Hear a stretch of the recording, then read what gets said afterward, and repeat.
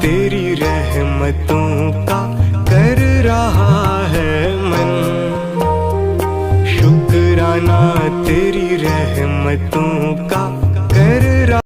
ऋषि भूमि की, तपोभूमि की ये जो सुंदर पावन भूमि है, यहाँ पर आज हमारे बीच माउंट आबू और मुंबई से मिलकर ब्रह्मा कुमारीज़ का एक कैंपेन हमारे बीच पहुँचा है। जो ब्रह्मा कुमारीज़ के अलग अलग विंग्स बने गए हैं, जिसमें शिपिंग, एविएशन एंड टूरिज़्म, इसको शॉर्ट में सैट विंग कहते हैं। ये विंग हमारे भारतवर्ष में जहाँ भी एविएशन, शिपिंग और टूरिज़्म की जो भी डिपार्टमेंट फील्ड्स हैं, उन सब के अंदर मेडिटेशन की क्या आवश्यकता है और उस बिज़ी लाइफ में वो मेडिटेशन कैसे कर सकते हैं। तो इस बात को समझाने के लिए ब्रह्मा कुमारीज़ अम्बाला कैंट के द्वारा ये कैंपेन का आयोजन किया गया, जो 1 तारीख से 11 तारीख तक अम्बाला कैंट और अम्बाला कैंट के आसपास के क्षेत्रों में ये कार्य कर रहा है। तो ये कैंपेन आज अलग अलग शाहबाद के एरिया में गया है। उसमें से एक हमारे कैंपेन के मुख्य अभियान यात्री जो हैं हमारे बीच आए हैं, आदरणीय राजयोगिनी ब्रह्मा कुमारी प्रशांति दीदी जी, जो खास मुंबई ब्रह्मा कुमारी सेवा केंद्र पर हमारी ब्रह्मा कुमारी की सेवाएं दे रहे हैं और अपना कीमती समय निकालकर, आप सबका भी कीमती समय है और हमारी दीदियाँ भी कीमती समय निकालकर अपने शहर की सेवाओं से बाहर निकलकर आज हमारे बीच आई हैं। तो दीदी जी का बहुत बहुत स्वागत है, स्वागत है, स्वागत है। और हमारे इस होटल के आप सभी कार्यकारिणी जो हैं, आप सभी का भी इस कार्यक्रम में बहुत बहुत स्वागत है, स्वागत है। हमारे शाहबाद मारकंडा से नीजा दीदी हैं, जो यहाँ की सेवाओं को देख रेख दीदी के साथ कर रहे हैं। आपका भी आज इस होटल में बहुत बहुत स्वागत है। तो हम अब आपका जो कीमती समय आपने दिया है, ये बहुत ही उपयोगी आपको साबित होगा। तो हमारे जो सैट विंग के एग्जीक्यूटिव मेंबर के रूप में जो सेवाएं दे रहे हैं दीदी, तो दीदी अपने अनुभव से और बहुत ही ज्ञान की डेप्थ को जो समझा हुआ है इन्होंने बचपन से। एक होता है बचपन मतलब पेरेंट्स जा रहे हैं वैसे आप आ गए, लेकिन इस ज्ञान को खुद समझ कर और इसको अपने जीवन में इम्प्लीमेंट किया और अपनी जीवन को ईश्वरीय सेवा में समर्पित किया। तो ऐसे अनुभवी दीदी आज आपसे शेयर करेंगे। आप भी बातों को समझिएगा, कहीं कुछ दीदी पूछेंगे तो इंटरेक्ट करिएगा, क्योंकि जितना इंटरेक्ट होगा उतना आपके लिए वो लाभदायक होगा। तो मैं आदरणीय प्रशांति दीदी जी को कहती हूँ आपसे, आप अपना वक्तव्य हमारे बीच रखें। वैसे तो जब हम ये कैंपेन लेकर निकल रहे थे, तो हमारा इस अभियान के दौरान एक ही लक्ष्य रहा कि संसार में शांति और सद्भावना की स्थापना। अब आप कहेंगे कि दीदी इतने तो झगड़े चल रहे हैं, चारों तरफ झगड़े चल रहे हैं। विदेशों में जाओ तो कोई भी अभी ऐसा देश नहीं बचा, 50 से ऊपर देश है जहाँ झगड़े चल रहे हैं। संसार में अगर देखा जाए तो मुख्यतः 200 के करीब ही देश हैं, और उसमें भी 50 आपस में ही झगड़ रहे हैं। कुछ तो वैसे झगड़ रहे हैं परिस्थितियों से, कुछ प्रकृति के कारण, और कुछ आपस में झगड़ रहे हैं। और अभी समय ऐसा आ गया है कि सब लोगों को ऐसा लगता है हम कहाँ बैठे। और आप देखिए, भले झगड़ा कहीं भी हो रहा, लेकिन प्रभाव सब पर पड़े। अब इसका अच्छा सा उदाहरण तो मैं अभी देखती हूँ, झगड़ा ईरान और इराक में हो रहा है, लेकिन प्रभाव हमारे गैस के प्राइस पे बढ़ रहा है। सारी चीजें बढ़ गई, हर चीज बढ़ा दी। और हम कहेंगे हमें क्या पड़ी है, वो लोग झगड़ रहे हैं, झगड़ने दीजिए। लेकिन वो लोग झगड़ रहे हैं, लेकिन प्रभाव तो हम पर भी पड़ रहा है। इसका अर्थ क्या हुआ कि ये सारा संसार एक परिवार है, और जब परिवार में कोई एक सदस्य भी दुखी होता है, तो आप बताइए बाकी सब महफिल सजा सकते हैं? सजा सकेंगे? क्या कहेंगे भैया? नहीं ना, अच्छा लगेगा क्या? अब ये संसार की हालत है, तो ऐसे हालत के समय हमें क्या करना चाहिए? हम भी उनके साथ रोना शुरू करते हैं। जैसे अगर समझो, मैं आपके सामने एक उदाहरण देती, कोई आपके घर वाले हैं, बीमार है, हॉस्पिटल में एडमिट, हॉस्पिटल में एडमिट है तो नॉर्मल है कि लोग उन्हें देखने तो आएंगे, क्योंकि हॉस्पिटल में एडमिट है। कभी रिश्तेदार आएंगे, कभी मित्र संबंधी आएंगे, ऐसा ही होता है ना। आएंगे ही, नहीं आएंगे तो अच्छा भी नहीं लगता। अब हर कोई आएगा, हर कोई पूछेगा, क्या पूछेंगे भैया आप कैसे हैं, फिर आप बीमार कैसे हो, फिर वो एक एक नुस्खे देके जाएंगे। होता है ऐसा, एक एक नुस्खे देके जाएंगे। फिर कोई कोई तो ये भी कहता मुझे पता है आपको कितना दर्द हो रहा होगा, बेचारे को नहीं भी हो रहा होगा ना तो वो भी अनुभव करवा देते। होता है ये नहीं, और इतना बढ़ा देते हैं, बता देते हैं कि वो ठीक होने वाला व्यक्ति को लगता है कि सच में मैं बहुत बीमार हूँ, इतने लोग आ रहे हैं मुझे देखने। अब इसी कारण ना हमारे डॉक्टर भी होशियार हो गए, हॉस्पिटल वाले भी होशियार हो गए। उन्होंने भी ये कह दिया एक दिन में 5 से ज़्यादा लोग नहीं आने चाहिए देखने, क्योंकि इतने लोग ही संभल सकते हैं। सही बात है। अगर दुख की बातें करते हैं तो दुख बढ़ता है या कम होता है? दर्द की बातें करेंगे तो दर्द बढ़ेगा या कम होगा? बढ़ेगा ना। तकलीफ की बातें करेंगे बढ़ेगा या कम होगा? बढ़ेगा। अब हम क्या कर रहे हैं, टीवी तो देखते हैं, मैं मना नहीं करती कईयों को, कई लोग ना 24 घंटा बस न्यूज़ ही देखते हैं। अभी पिछला हमारा एक प्रोग्राम जहाँ से हम ये अभियान लेके आ रहे थे, वहाँ एक भाई ऐसे ही होटल में बैठा हुआ था, बड़ा उदास बैठा हुआ था। तो उनके साथियों ने कहा दीदी आप इससे बात करो, ये जब देखो उदास होता है। तो मैंने उनसे पूछा कि क्या बात है, आप उदास क्यों हैं? कहते हैं आपको पता है दीदी दुनिया में क्या चल रहा है? मैंने कहा क्या चल रहा है? कहते इतनी लड़ाइयाँ हो रही है, इतने झगड़े हो रहे हैं, मेरा दिल है ना बहुत दुखी हो गया। तो मैंने कहा कि आपको कैसे पता कितने लड़ाई चल रही है, कितने झगड़े चल रहे हैं? आप तो अपने होटल में बिजी होते हो, आपको कैसे पता? कहते दीदी मैं मोबाइल पे तो देखता ही रहता हूँ ना, जब जब फ्री बैठता हूँ तब तक क्या कर रहा हूँ? आप सब भी क्या करते हैं? क्या करते हैं? वही देखते रहते हैं, और वो उदास होते जा रहा है, उदास होते जा रहा है। तो मैंने उससे पूछा अच्छा आपकी उदासी, कहते कि भारत को क्यों नहीं आगे रख देते, भारत सब सॉल्व कर लेगा। कहते ये तो बड़ी अच्छी बात आपने सुनाई। तो मैंने उनसे पूछा आपका ऐसा सोचने से और कुछ होने वाला है क्या? मतलब आपके चेहरे से हंसी उड़ गई, आपके चेहरे से खुशी चली गई, और आप दुनिया को कह रहे हो हम सुख देंगे, शांति देंगे, ये कैसे होगा? कोई बीमार व्यक्ति के पास इलाज पूछने जाएगा? आपको क्या लगता है? जो खुद ही बीमार है उसके पास कौन जाएगा इलाज पूछने? जा सकता है? नहीं जा सकता। जो स्वस्थ होगा उसके पास पूछने जाएंगे कि आप कैसे इतने स्वस्थ रह सकते। ऐसे ही लोग भारत के पास कब आएंगे? पॉलिटिशियंस तो छोड़ दीजिए, लेकिन जो एक एक भारतवासी है वो अगर शांतिमय होगा और सद्भावना होगी उसके मन में, तभी लोग उनसे पूछने आएंगे। अब अगले साल समझो भाई आपको या आप सबको स्टेज पे खड़ा कर दिया संसार के, और आपको बोला गया कि आप शांति और सद्भावना के विषय में बोलिए, लेकिन घर में चल रहे हैं झगड़े, आप बोल सकेंगे? अच्छा बोलते हुए आपको हाँ होगा? आप सोचो, अंदर से अनुभव होगा, अंदर से ये लगेगा घर में तो मेरे झगड़े चल रहे हैं, यार शांति की बात कर रहा हूँ।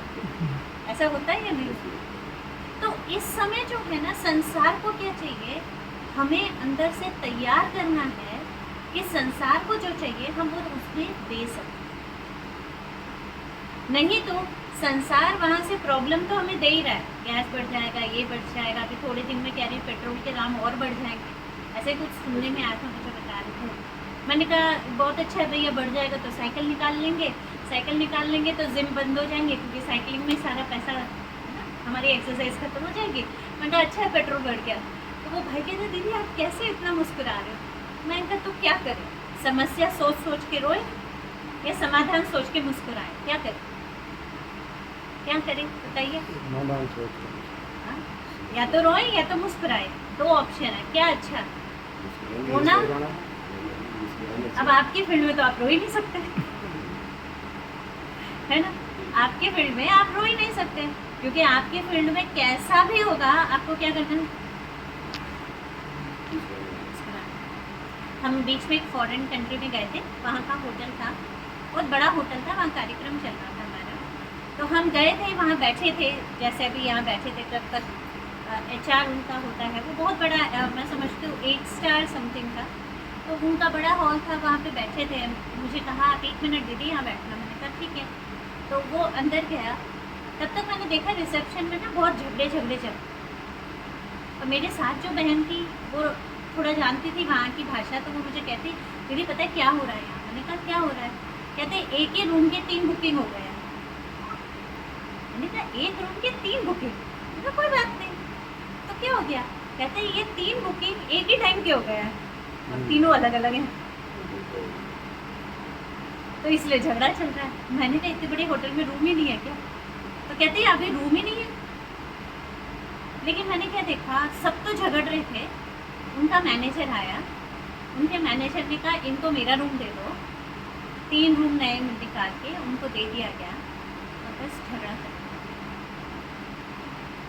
झगड़ा कर। और उससे पहले वाले रिसेप्शन वाले क्या कह रहे थे कि आप हमसे पैसा ले लो, हमसे कंपनसेशन ले लो, तो वो और गुस्सा हो रहे थे अभी कहाँ रूम मिलेगा, ये होगा। शांत मन से विचार किया। वो मैनेजर आया, हंसते हुए आया, सुना के तो कोई बात नहीं, हो जाएगा ठीक। 5 मिनट। ये आपको मैं क्यों सुनाना चाहती हूँ, क्योंकि समय क्या चल रहा है, अभी रोने का समय नहीं है, लेकिन मुस्कुरा के हर बात को छोड़ने का समय। आप में से कितने लोगों को ऐसे छोड़ने की आदत है या पकड़ने की आदत है? किस किस को पकड़ने की आदत है? एक छोटा सा एक्सरसाइज करके देखिए। आप सब खड़े हो सकते हैं, खड़े हो सकते हैं। अपना हाथ आगे कीजिए। मोबाइल है सबके पास आजकल, बताइए जरा हाथ में मोबाइल ले लें। डरिए नहीं, नीचे नहीं गिर पाऊंगी। हाँ सबके पास है। भाई जी आप एकदम चिपके हुए, थोड़े से इधर आ जाइए, आ जाइए। अच्छा अपना मोबाइल आगे, माता जी आपके पास भी तो होंगे ना जी? एक बहन के पास तो है। चलो अच्छा, मोबाइल लीजिए, आगे हाथ कीजिए, ऐसे कीजिए। अभी आपके पास एक ही है कि ये मोबाइल आपके हाथ से छोड़ना नहीं है, मतलब छूटना नहीं चाहिए, लेकिन उंगलियां सारी खुली रहें। देखिए ऐसे और नहीं छोड़िए, उंगलियां खोलिए, ऐसे हाथ रुकिए है ना। पहले हमने ऐसे पकड़ रखा था तो हमको लगा कि कैसे छोड़ेंगे, लेकिन फिर थोड़ा सा आइडिया किया, ऐसे करके छोड़ दिया। ठीक है ना? वापस कितना आसान है, बैठ। थोड़ा सा हाथ मोड़ना है, अगर ऐसे ही पकड़ के रखेंगे तो मोबाइल गिर जाएगा। थोड़ा सा हाथ मोड़ा।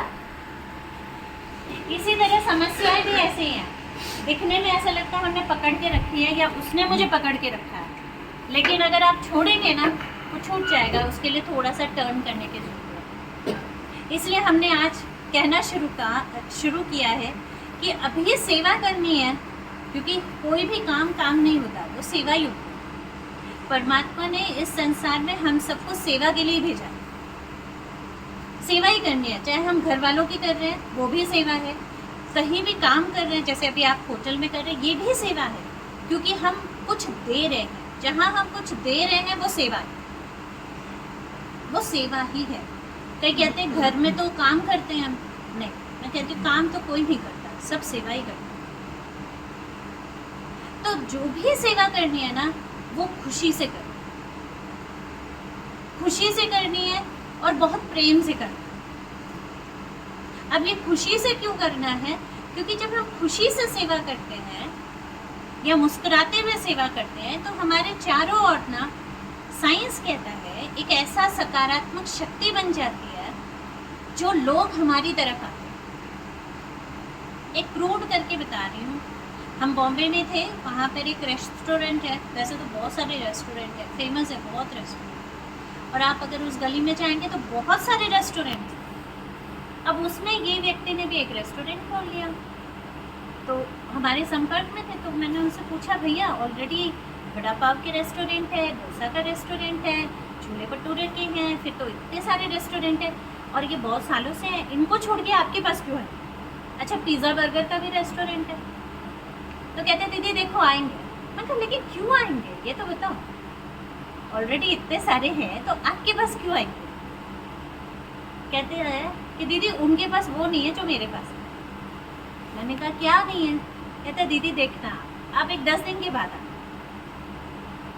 मैंने कहा ठीक है 10 दिन के बाद तो मैं बाहर चली गई थी, तो मेरे को आते आते वापस 1 महीना हो गया था। तो 1 महीने के बाद वो भाई मिले, कहते दीदी चलो। मैंने कहा कहाँ चलना है? कहते आपने वादा किया था 10 दिन में आएंगे। देखो अभी मेरा रेस्टोरेंट। मैंने जैसे ही उनके रेस्टोरेंट में पाँव रखा, मैंने क्या देखा, पूरा भरा हुआ टेबल, हर टेबल भरा हुआ है, एक भी खाली नहीं। तो मैंने उससे पूछा ये कैसे हो? आप में से कोई बता सकता है कैसे हुआ? कोई बता सकता है? भैया आप बता सकते हो कैसे हुआ? नेचर अच्छा है। नेचर तो बाकियों का भी अच्छा होगा। हाँ टेस्ट अच्छा होगा। अच्छा ये भी अच्छी बात है। भैया आप बताइए। No idea. भाई जी आप लोग बता सकते हैं? No idea. हाँ नो आइडिया। अच्छा आप बताइए किसी के पास क्यों जाते हैं? कौन से होटल में जाएंगे, कौन से रेस्टोरेंट में जाएंगे? उसका सत्कार करने का तरीका अच्छा होगा जी, पुरानी तरीका। हाँ देखो अभी आपने कहा नहीं पता, अभी आपने बोल दिया। अच्छा लगा। और सत्कार करने का तरीका अच्छा होना चाहिए। और कुछ बताइए। अभी इसमें तो गूगल मत कीजिए, आप सोचिए। हाँ? तो मैंने उस भाई के पास गई, तो वो भाई फिर मुझे बिठा रहा था। मैं कहा नहीं भाई इतने होटल वैसे बिजी है। और सबसे बड़ी बात तो आपको मैं वो बताऊं, वो भाई हमारे यहाँ बहुत सालों से चल रहा था, तो वो बड़ा सात्विक है मतलब नॉनवेज तो उसके यहाँ बनता ही नहीं था। और वो खुद क्योंकि जैन है तो उसने होटल में भी प्याज लहसुन क्या, यहाँ तक आलू भी बड़ी मुश्किल से रखा, प्याज लहसुन तो था ही नहीं। उनका फिर कैसे चल रहा है आपका ये? तो उसने मुझे कहा कि देखो दीदी, मैंने 2 बातें रखी, सुनो आप। तो उसने कहा कि दीदी सबसे पहले जो यहाँ आता है ना, मैंने एक अपने स्टाफ को सिखाया है, चाहे वो कैसा भी दिखता हो, आपको उसको मुस्कुरा के। दूसरा मैंने अपने स्टाफ को सिखाया कि जो आता है ना उसके लिए अच्छे से अच्छा ही सोचो। मैंने कहा इससे क्या हो जाएगा? मुस्कुरा के मिलना, अच्छे से अच्छा ही सोचना। मैंने कहा कई लोग ऐसे आते हैं दीदी कि इतना गुस्सा उनके चेहरे पे होता है, जब हम मुस्कुरा के उनको मिलते हैं तो कम से कम थोड़ा आर्टिफिशियल तो सही, लेकिन मुस्कुराते तो हैं। उससे क्या होगा? तो कहते हैं उससे हमारी भावनाएं बदल जाती हैं। अब वो भावनाएं कैसे बदलती हैं यहाँ भी देख लेते हैं, बदल के देखें। आप सब खड़े हो सकते हैं? खड़ा करा रही हूँ, सवेरे का समय है ना, केवल सुनते सुनते तो बोर हो जाएंगे, होंगे या नहीं होंगे? थोड़ा एक्टिविटी भी कर लेनी चाहिए, नहीं? भैया आप दोनों यहाँ आ सकेंगे? आइए ना, आइए भैया। आप एक दूसरे के आज सामने एक दूसरे को, भाई आप लोग भी ऐसे 2 का पेयर बना के एक दूसरे को देखिए। हाँ बड़े प्यार से हाथ मिलाइए। आपके लिए कोई नहीं, ये आ जाएंगे आपके साथ। सुल्तान भाई, अच्छा वो तो है ना, हाँ, वो वो भाई दो। जी है, वो वहाँ पे है, देखिए वो भाई के साथ को पेयर कर, उनका और इनका पेयर करा। आइए भैया, आप बैठे बैठे भी पेयर कर लो। हाँ भाजी आप उनके साथ जरा हाथ मिलाइए, शुक्र भात कहिए, नमस्ते कहिए, थोड़ा अच्छी तरह हाथ जोड़िए, इतनी जल्दी छोड़िए नहीं। अरे आजकल नमस्ते भी करना फैशन हो गया, नहीं आप देखते नहीं है, फैशन हो गया और भारत का प्रतीक हो गया। अभी तो विदेश में लोग नमस्ते करने लगे। नमस्ते जी, पूछिए कैसे हैं आप? ये क्या बात हुई? एक पूछिए दूसरा जवाब देगा, दोनों ही कैसे हम पूछेंगे तो कैसे चलेगा? ठीक है, हमारी कितनी अच्छी कॉपी करने की आदत है ना, हम कॉपी बड़ी अच्छी कर लेते हैं। ठीक है, अभी हम एक्टिविटी शुरू करें। हाँ अच्छा ठीक है, एक दूसरे का हाथ पकड़िए फॉलो करते हुए और एक दूसरे को देखकर मुस्कुराए। देखिए, अरे हंसिए नहीं, हंसना अलग होता है, मुस्कुराना अलग होता है।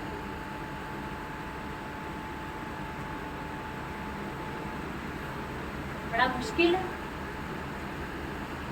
अच्छा अच्छा देखो ना, इतनी देर में मुस्कुरा नहीं पाए, एक से मैंने सोचा 10 सेकंड तक तो मुस्कुराएंगे, सब मुझे देखने लगे। अच्छा अभी ठीक है, हाथ मत छोड़िए, आपके दोस्त है, हाथ छोड़ने का मतलब इतनी जल्दी हाथ छोड़ दिया भैया। हाँ अभी क्या कीजिए, जो आपके सामने पार्टनर है ना, उसको ऊपर से नीचे तक देखिए देखिए कोई बात नहीं, और उसमें 4 अच्छी बातें निकालिए।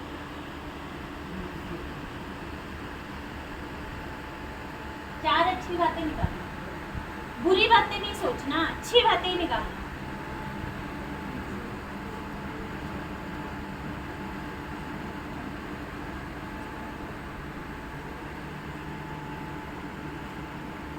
हो गया? जो आपने 4 अच्छी बातें सुनाई मतलब देखी है, वो सामने वाले को सुनाइए जरा। एक सुनाना फिर दूसरे सुनाना, दोनों एक साथ सुनाना। सुना सुना। कहीं भी हम जब लिखो है सोचो बोल सकते, लिखो वही बोल सकते। सदा पुरस्कार में रहा था।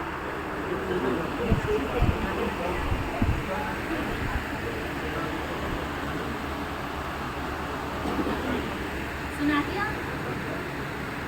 जिनने सच्चे मन से ना दूसरे की सही बात सुनाई होगी ना, दोनों के चेहरे पे खुशी आई होगी, है ना?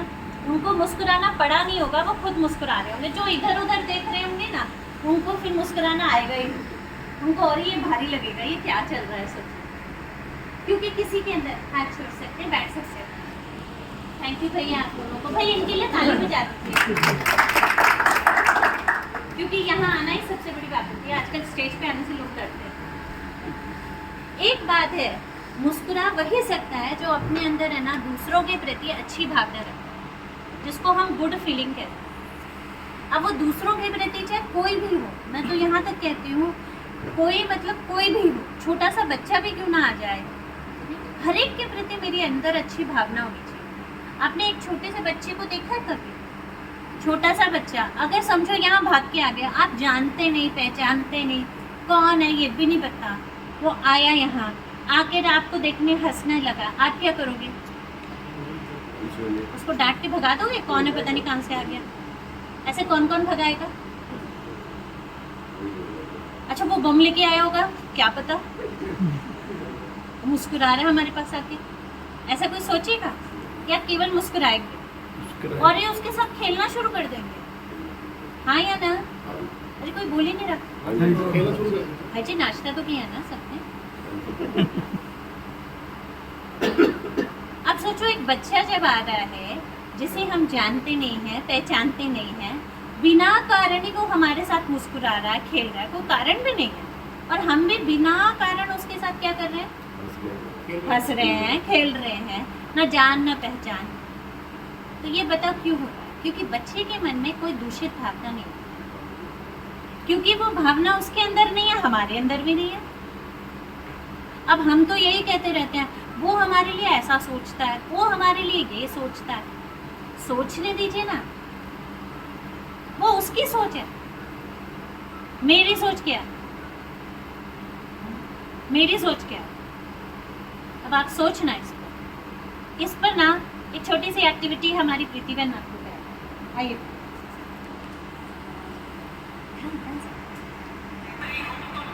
सभी एक्शन करेंगे खुलकर, अच्छे से हाथ घुमाएंगे, कलाइयों को ट्विस्ट करेंगे,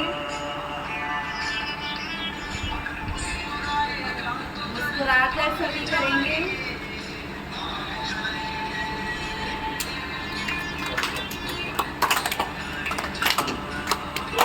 क्लैप करने से हमारे शरीर के सारे पार्ट्स को एक्टिवेशन मिलता है।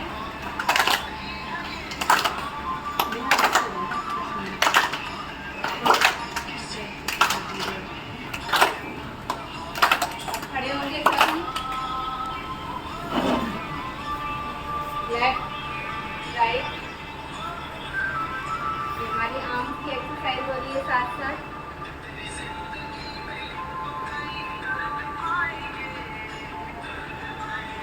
अपने शोल्डर पर हम रखेंगे अपनी उंगलियों को, रोटेट करेंगे। क्लॉकवाइज करेंगे पहले, थोड़ा सा खुल सकते हैं इसलिए तो अगर डिस्टर्ब हो रहा है तो। अब एंटी क्लॉकवाइज करेंगे,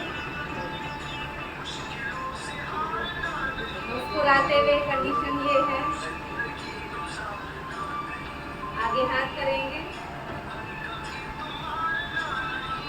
हम अपने एंकल, अपने जो आर्म से उसको एक्सरसाइज के द्वारा उसको फिट करेंगे।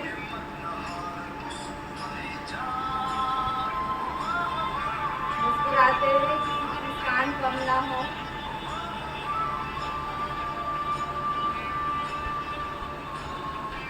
कमर पे हाथ रखेंगे, थोड़े लेग्स के बीच में हम डिस्टेंस कर लेंगे राइट साइड, इससे थोड़ा सा हमारे कमर पर भी स्ट्रेस पड़ेगा लेकिन कमर एक्टिवेट हो जाएगा।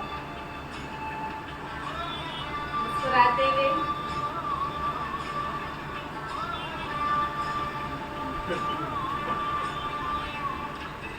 अब ऐसे हाथ रखिए अपने पीछे, थोड़ा शाबाशी दीजिए, आवाज आनी चाहिए शाबाशी की।